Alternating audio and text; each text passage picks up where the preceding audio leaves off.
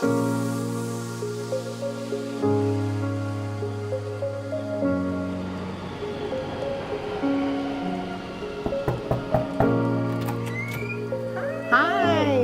I'm really interested in how this technology will be used in Africa.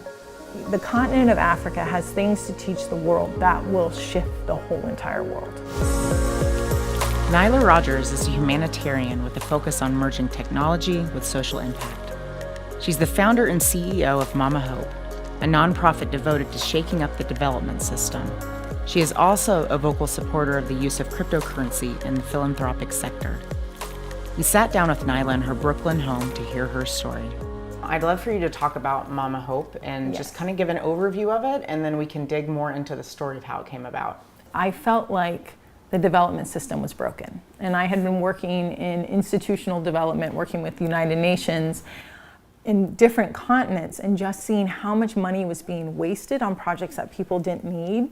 And the main problem was that the communities were not being included in any of the project implementation or even the design. So Mama Hope is an organization that goes and finds grassroots leaders across the world. We sit down with them and we ask them, what are your dreams for your communities? And usually it's focused around basic resources. We need to bring education or health or food and water security to our communities. So then we create a proposal with them to be able to build those projects. And we raise funding for those projects and also fund businesses so that those communities become independent. And I think so much of the time there is this kind of top-down model of, we will fund your projects, you have to do what we want because our donors control this. And for us, it's the community vision controls everything. And because of that, and because of that ownership, the communities want to own it from the very beginning. What inspired Mama Hope to become what it is? I wanted to find a way where communities would have all agency over their own development. The beauty of that, and kind of the tragedy of it, is that it all kind of came together in losing my mother. I'm an only child, and when I went away to grad school, my mom started sponsoring Bernard in Kisumu, Kenya, because I was so far away. I was studying in Austria. And I would come home for Christmas and there would be a silver frame of myself and then a picture of Bernard that she had gotten in the mail. And she really thought of him as her son. She wrote him every week. He wrote her back. She knew everything that was going on in his life. You know, he wants to be a pilot, or now he wants to be a doctor. And so I really knew what was happening in his life. So I created the organization after my mom passed away. Totally serendipitously, 2 weeks after she passed, I get offered a job in his village by UNDP, which is so crazy. And I had never worked in Africa before. When we met, we both had the same picture of her. There was a very funny picture that was just captured her light that both of us had kind of in our pocket. This community, they said she was like a giraffe. She had the vision to see her feet and the vision to see far beyond. And so when I found out about her great work, it felt like, well, this is where I put my love. Like, I put my love towards this vision of hers.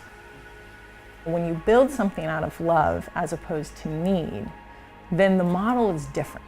And so from the very beginning, our partners were our family. You know, that whole concept of inclusion is super important to what you're doing just for Mama Hope, but as a collective within this blockchain cryptocurrency industry.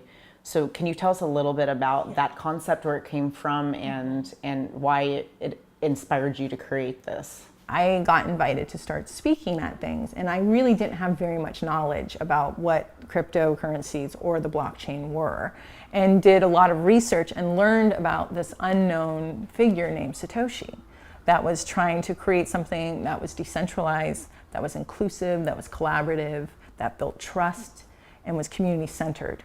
And all of those qualities are, first of all, the values that are Mama Hope, but also incredibly female. With that knowledge, I decided, you know, I think Satoshi might be a woman. If Satoshi is a group, there's definitely women involved. As people were talking about and referring to Satoshi as a man, it's just not time for that. This is a female way to move value across the world. And that doesn't mean that men cannot be involved. It just means that we need to focus on female values and make sure that they're upheld in the creation of this new technology. And now what my goal is how do I use this as a movement to get more women involved, but also to make sure that people from the emerging markets are involved in its creation from the very beginning. So the actual selling of the shirt or the products for Satoshi's Female is all going back to Mama Hope. And we are going to help build out our model to include more opportunity for people in emerging markets to get involved in this conversation in a real way. These currencies allow us to infuse human values into them for the first time. We should treat it like this is our gift, that has come out of nowhere, that we are able now to create value out of nowhere, but we have to make sure it actually matches who we are. I can't wait to see what's going to happen in the next 2 years.